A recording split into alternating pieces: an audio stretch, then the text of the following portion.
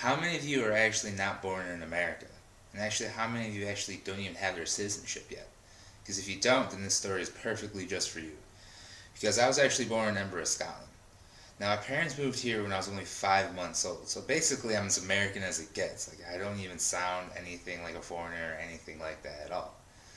But what happened was, my parents actually got their citizenships when I was only 15 years old. But the problem was, there is like this loophole in the government system that if you don't get your passport by the time you're 18, they technically have no proof or viable proof that you're actually been or lived here in America for when your parents actually got their citizenships.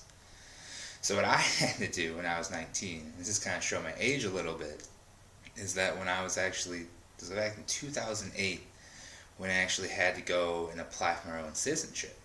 Now back then there was this huge Mexican crisis. Even though Trump now wants to build a wall, there was actually an even bigger issue back then.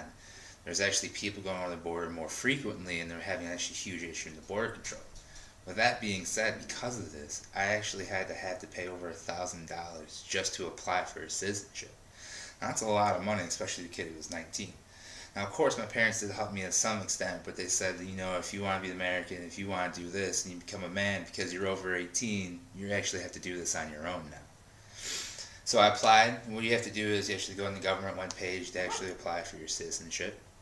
And I did that, and then there's a ton of paperwork. You have to have your birth certificate, you have to have your social security card, your green card, proof that you've actually been a resident for over 6 years in America. All these stipulations you have to go through to make sure that you can actually apply for it. Now, of course, I've been here since I was 5 months old, so I pass every sort of requirement there is.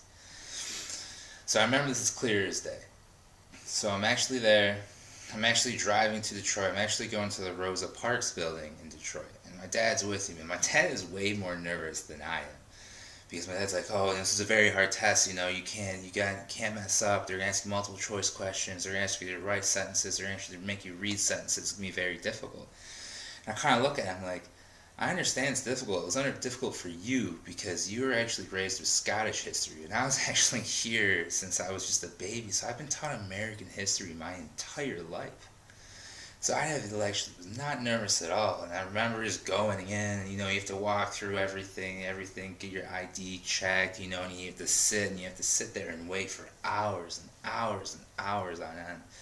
I was literally sitting there for 4 hours. And I can just look around, there's people from different races, ethnicities, like everything you could possibly imagine are sitting there, and they can all look in their faces that they're extremely nervous. Now for me though, I wasn't nervous at all. I literally wait there for 4 hours, finally go in. They literally asked me 6 questions. You can answer these on your own. They asked me who the President of the United States is, who the governor of our state is, when did America get its Declaration of Independence, what do the 50 stars on the flag mean, what do the 13 stripes on the flag mean, what part of Congress, what legislative branch is Congress a part of? And that's it. The sentence I had to write was, "The boy caught the ball," and the sentence I had to read was, "The boy threw the ball."